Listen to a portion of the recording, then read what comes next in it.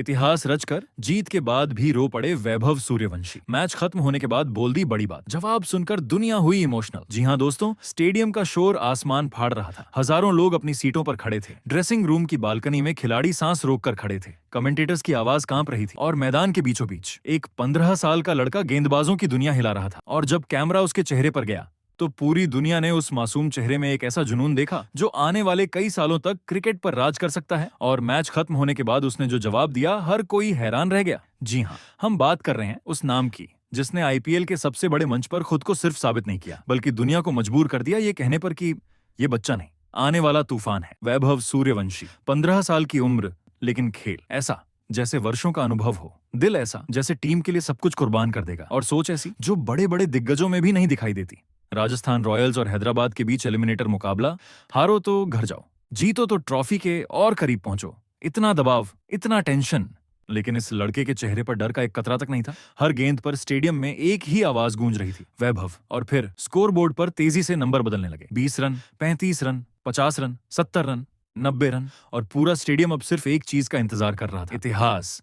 क्योंकि ये लड़का सिर्फ मैच नहीं खेल रहा था, ये रिकॉर्ड्स का गला पकड़कर उन्हें तोड़ने निकला था। क्रिस गेल का सबसे तेज शतक, आईपीएल इतिहास की सबसे खतरनाक पारियां, सब खतरे में थी। कमेंटेटर तक बोल पड़े, अगर ये लड़का यहीं नहीं रुका तो आज इतिहास बदल जाएगा। लेकिन क्रिकेट कभी कभी बहुत बेरहम होता है। 97 रन, सिर्फ 3 रन दूर, और तभी एक गेंद, एक शॉट और कैच। पूरा स्टेडियम कुछ सेकंड के लिए शांत हो गया। लेकिन सबसे ज्यादा दर्द किस बात का था? उनके चेहरे का वो भाव जब वो पवेलियन की तरफ लौट रहे थे। कैमरा लगातार उनका पीछा कर रहा था और पहली बार इस तूफानी बल्लेबाज की आंखों में आंसू दिखाई दिया। वो हेलमेट नीचे किए चल रहे थे, चेहरा झुका हुआ था, होंठ कांप रहे थे, क्योंकि अंदर कहीं ना कहीं उन्हें एहसास था कि आज इतिहास उनके हाथ से फिसल गया। लेकिन कहानी यहीं खत्म नहीं हुई। असल कहानी तो उसके बाद शुरू हुई। राजस्थान रॉयल्स मैच जीत गई, टीम क्वालीफायर 2 में पहुंच गई। पूरा डगआउट खुशी से झूम उठा। खिलाड़ी दौड़ पड़े, कोई गले लगा रहा था, कोई चीख रहा था, कोई कूद रहा था। और उसी भीड़ के बीच वैभव सूर्यवंशी फिर कैमरे में कैद हुए। लेकिन इस बार उनके चेहरे पर आंसू नहीं थे। इस बार वो जोर जोर से चिल्ला रहे थे, हम जीत गए, हम जीत गए। वो साथी खिलाड़ियों को गले लगा रहे थे, डांस कर रहे थे, स्टेडियम की तरफ हाथ उठा रहे थे। और शायद पहली बार पूरी दुनिया ने देखा कि ये लड़का सिर्फ रिकॉर्ड्स के लिए नहीं खेलता, ये टीम के लिए जीता है। मैच के बाद जब इंटरव्यू हुआ तो हर किसी को लगा कि अब ये लड़का रिकॉर्ड ना टूटने का दुख बताएगा। सब सोच रहे थे कि वो कहेगा, काश मैं शतक पूरा कर लेता। लेकिन जो जवाब वैभव सूर्यवंशी ने दिया, उसने करोड़ों लोगों का दिल जीत लिया।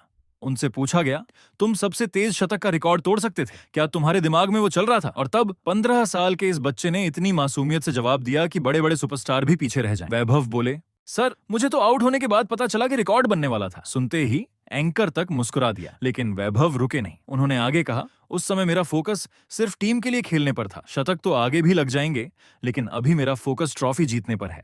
बस यही वो पल था जब पूरी दुनिया समझ गई कि ये लड़का अलग है, बहुत अलग। आज के समय में जहां खिलाड़ी अपने रिकॉर्ड्स के पीछे भागते हैं, जहां लोग सोशल मीडिया पोस्ट और हेडलाइंस के लिए खेलते हैं, वहीं 15 साल का ये बच्चा कह रहा था कि मुझे रिकॉर्ड नहीं पता था, मैं सिर्फ टीम के लिए खेल रहा था। और शायद यही वजह है कि लोग इसे बेबी बॉस कहने लगे हैं, क्योंकि इसमें वही निडरता है, वही ताकत है, वही एटीट्यूड है जो कभी यूनिवर्सल बॉस क्रिस गेल में दिखाई देता था। लेकिन फर्क सिर्फ इतना है, क्रिस गेल जब मैदान में आते थे तो दुनिया डरती थी, और जब वैभव सूर्यवंशी मैदान में आते हैं तो दुनिया हैरान रह जाती है कि आखिर 15 साल का बच्चा ऐसा कैसे खेल सकता है। 334 की स्ट्राइक रेट, 97 रन, ताबड़तोड़, चौके छक्के, गेंदबाजों की हालत खराब, और ऊपर से वो मासूम चेहरा।